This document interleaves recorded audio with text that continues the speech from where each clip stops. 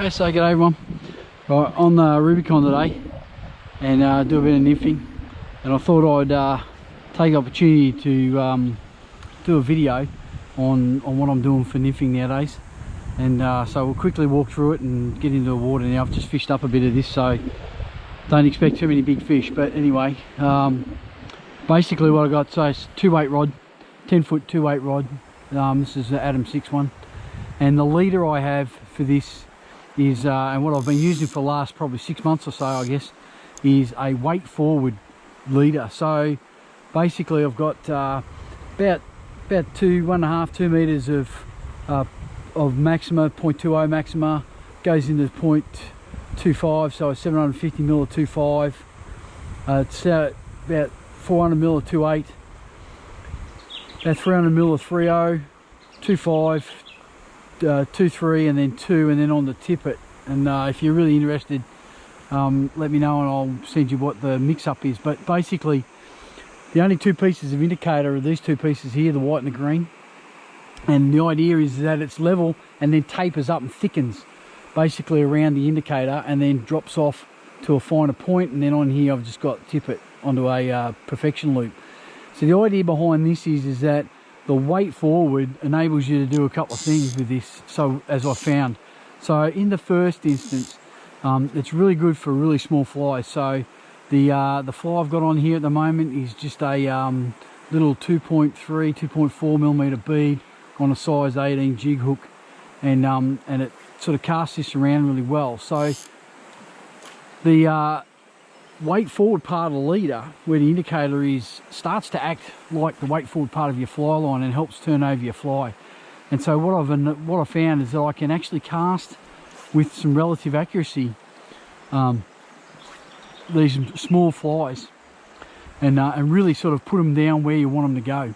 Okay, now the other advantage to this is the weight forward part is thicker, and if you put a bit of floating on it, so a bit of paillette paste or something along these lines, muslin, then particularly an indicator, that enables you to float it really effectively, and it acts a little bit like floating an indicator or even a dry dropper. So I can run that indicator piece just on the surface and let those really small flies just float along, drift along underneath it with a bit more, in a bit more of a natural fashion, and really sort of maintain the drift that I want to drift.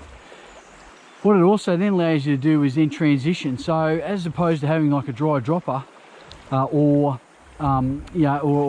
something sort of indicator on there, what I can do is I can cast this across with fair bit of accuracy, let that leader indicator piece drift, and then as it drifts through, I can gather up the line and then come into a more vertical sort of tight line nymphing action. Oh, snag. Or I can then let it drop and then drift off again and let it swing out, and it allows you to do a bunch of different things.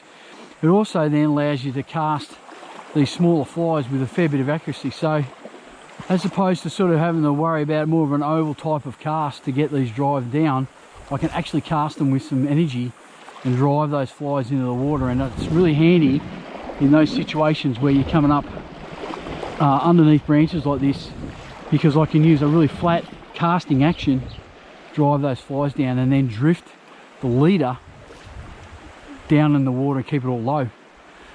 The other key aspect of this, which with having the weight forward at the front here, is that you might get some sag, but the sag is actually the other way. So instead of the sag running back towards the rod, the sag on the leader, if any at all, actually sags down towards where the indicator is. So this all stays relatively tight, or in contact, and the sag occurs down at the bottom end of the leader. So it's really useful in a bunch of circumstances. I can sit there put a dry dropper on it, or run a second nymph. I've only got one fly on at the moment. Most of the time I only run one fly, but I can put a dropper on, which is why the last two pieces of the indicator leader are actually clear mono as opposed to indicator. So I know that there's about 6 inches below the indicator is the end of the leader, so I know where it's sitting. It also means that if I put a dropper on it particularly like a soft tackle or something on a dropper, I haven't got the indicator hard up against the fly, so to speak. So what I'm going to do is now, it's a bit of a day today. It's a nice day, but there's a bit of gusts around, so you know it's a good, I suppose, demo of exactly what's going on. Now I hope that you're going to be able to see this indicator, so I'll run up this run and just cast it up and let it run through, and we'll fish up this run and see if there's anything in here.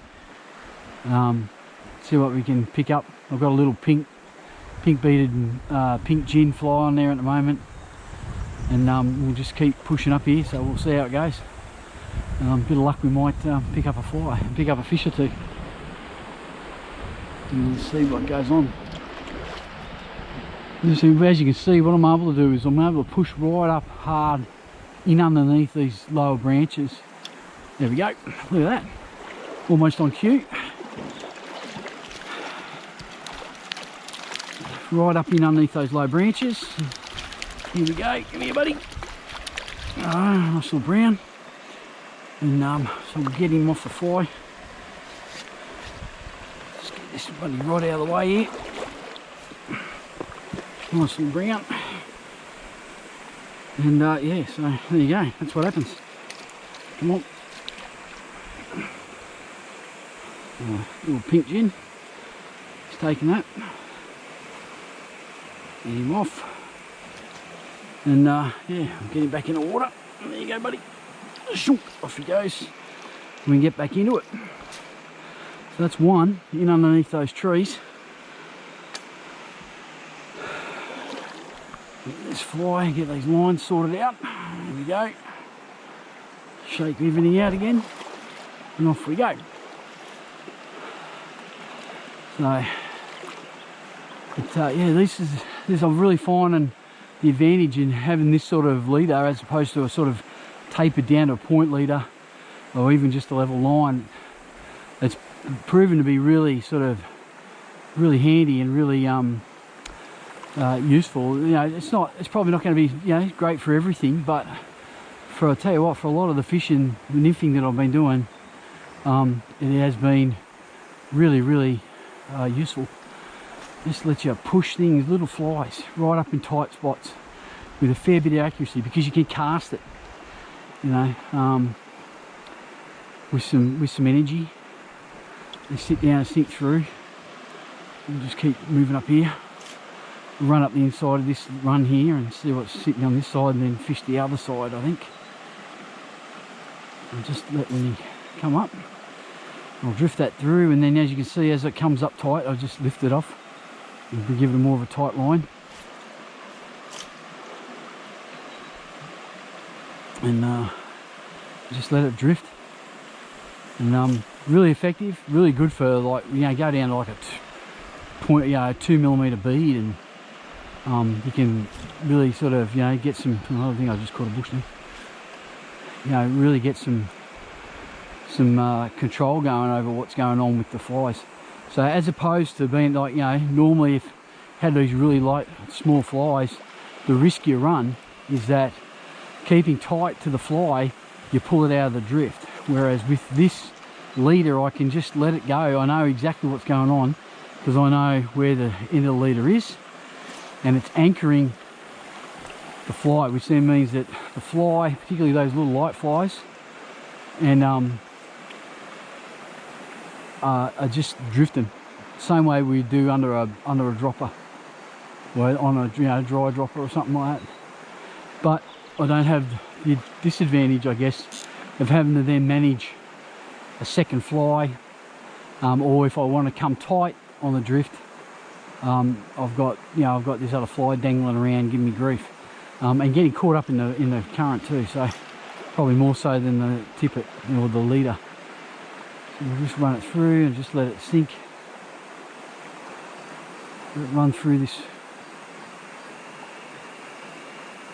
back end of this pool again. Get it right up in there.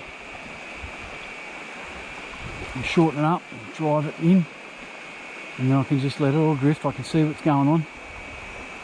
Let it hang. Let it hang.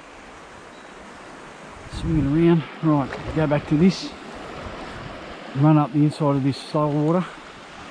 Some nice fish around today, so not a huge amount, but they've been really, really nice. So they've been sitting in this slow water too. So we'll get up into this pockety stuff.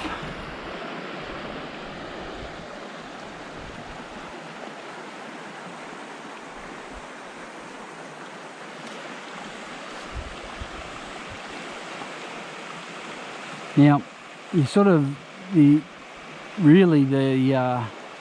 sort of what perception is that by fighting the leader I'm losing contact with flies, but in actual fact I don't.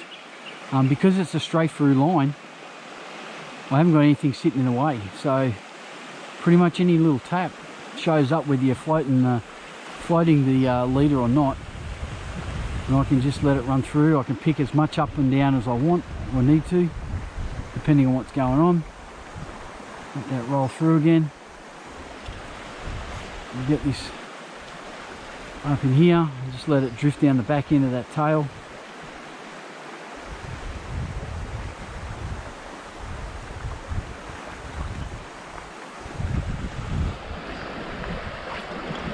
Go all the way over there.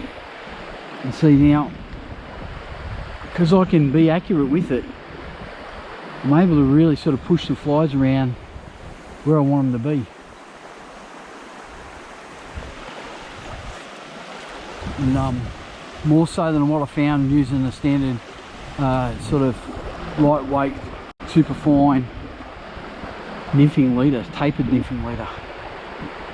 This allows you to really get some accuracy without having to rely on water casts or the energy from the fly. So, you know, if I wanted to come up here and put a fly right up in that run there, I can do that. I can just let it drop itself down and drift on through.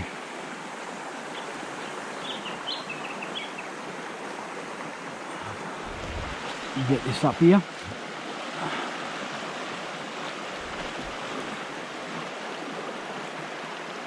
Just let it sit.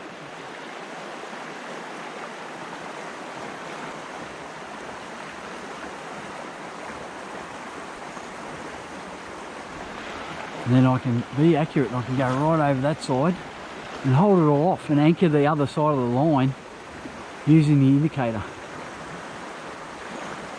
And everything stays off of the water.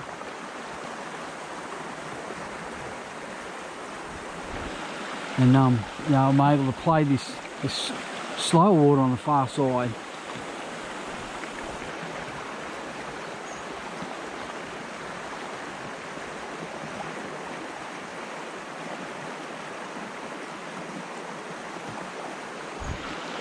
Right. Get it right over here near this blackberry, so I can really launch it across, drop it in there, let it run down.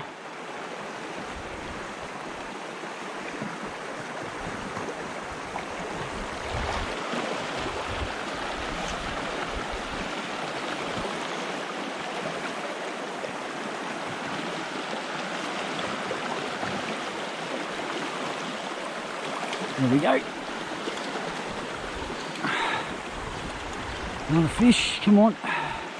Oh, he's dropped me off. That was a nice fish too. I think I hit a snag down in the bottom there. But it's probably the only one sitting in that hole. A nice run.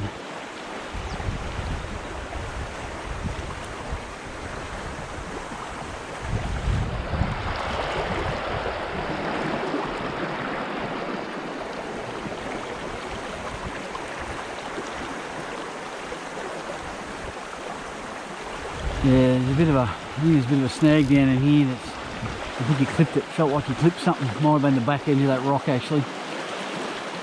Just didn't quite catch it.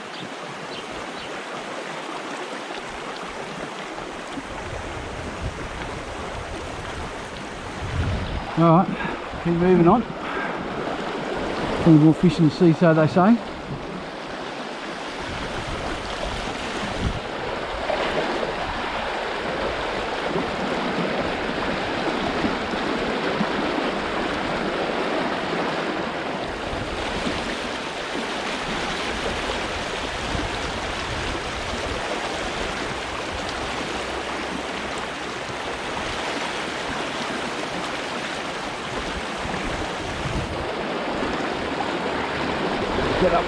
back into that corner there.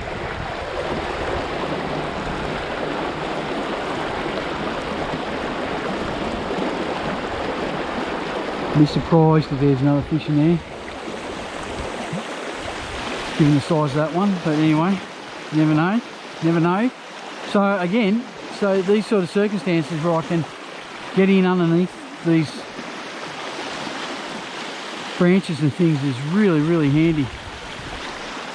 Righto, we'll run up this. Just reckon there'll be one sitting up here surely.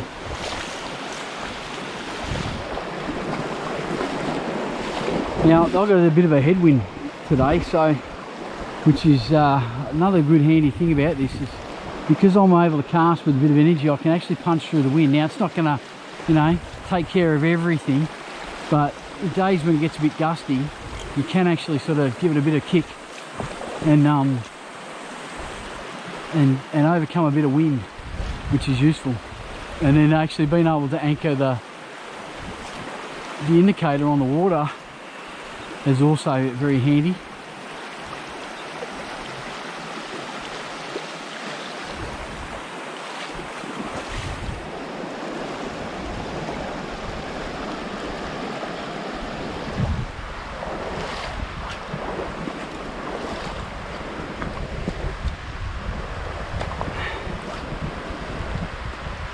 See if there's anything sitting in this slow water along the front here. Here we go.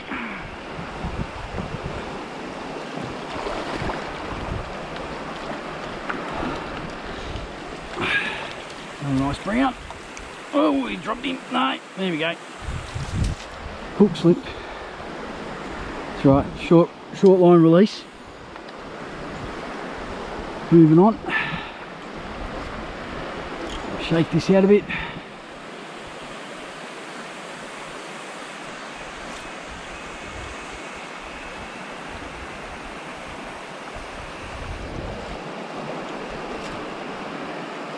Too busy talking and not enough fishing, that's the problem.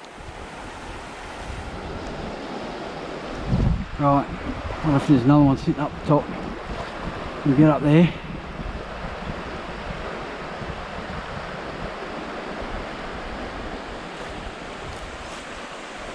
And run it down this faster edge.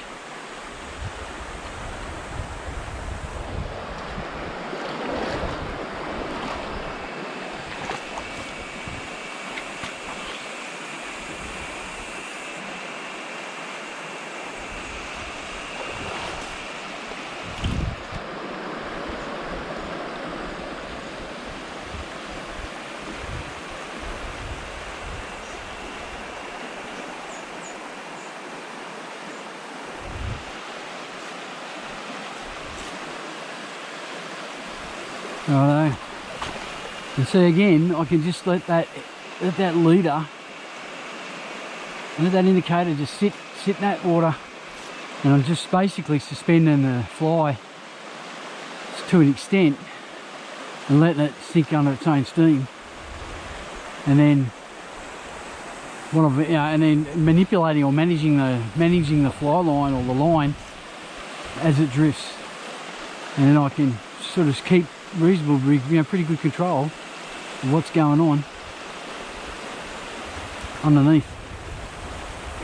I can let it all drop down. I can still see that indicator, you know, slightly deeper spots. Might have been the one.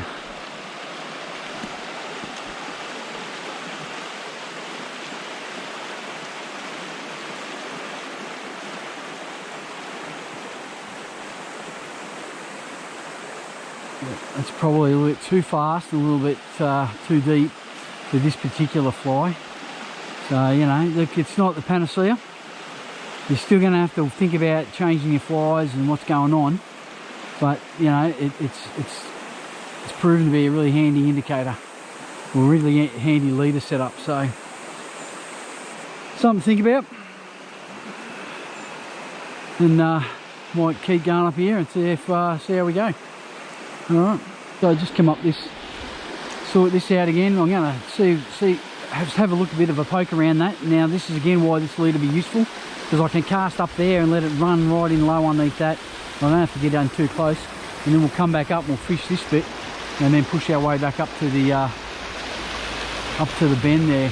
So let's get that going again. Just let this bloody run shake it out.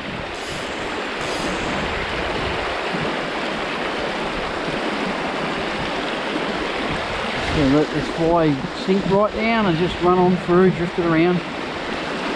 No idea, you know, you never know what's going to decide to have a go at something on any given day. Alright, so let's get over here and we'll run this back edge.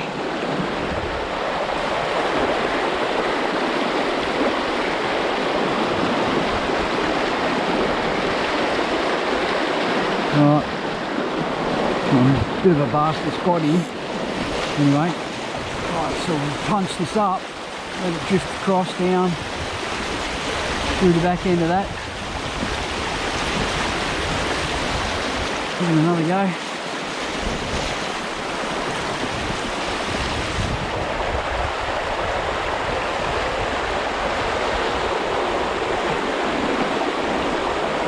Bit of softer water there.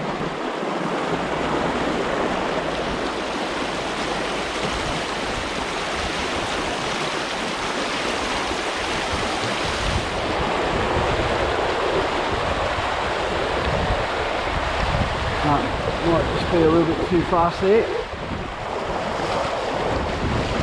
Now I can fish up the inside of this edge. You can see how this wind's really picked up now, so it's getting a bit harder to punch it around. I can still get up there and anchor that down. So I've still only got a 2.5mm bead on, so it's not like I've gone up in sizes here. I've still got a fairly small fly. So just gonna get it up here and come down the inside edge of this drift in this slow water. See if there's anything sitting up in here. Oh, that was a take there. There he is. You just seen.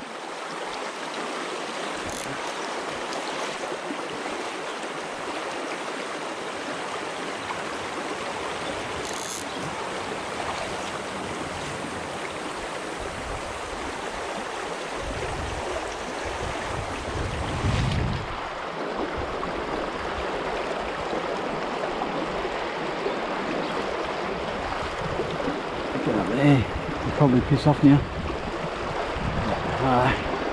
We come over here, we'll drop it down there and let it drift down this little slack water just here, hard up on this edge.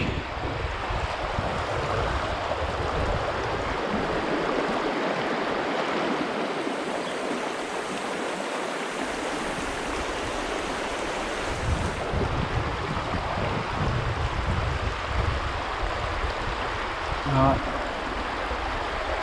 just letting this drift down, just punching and punting along the bottom there, on that edge. Nothing going.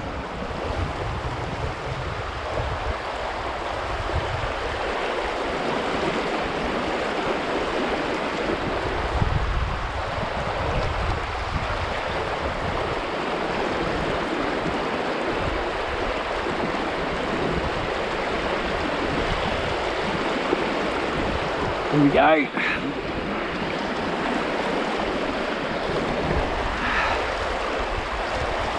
Nice fish. Come on, buddy. Come on. Get by, get above me, get above me, get above me.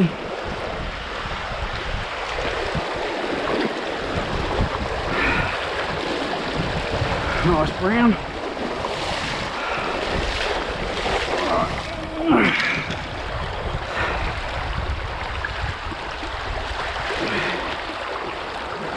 There we go.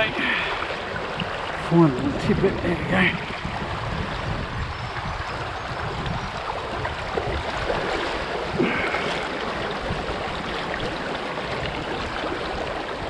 Alright. Another nice brown. So we'll get him back in the water.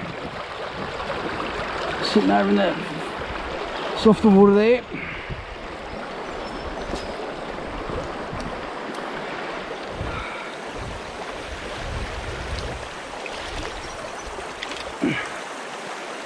Right, And unscrew this bloody leader.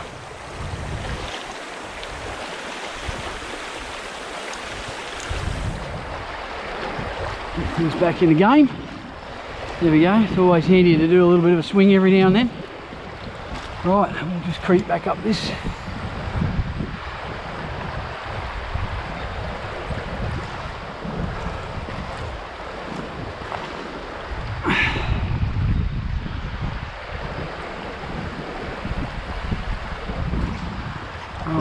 And then we'll head around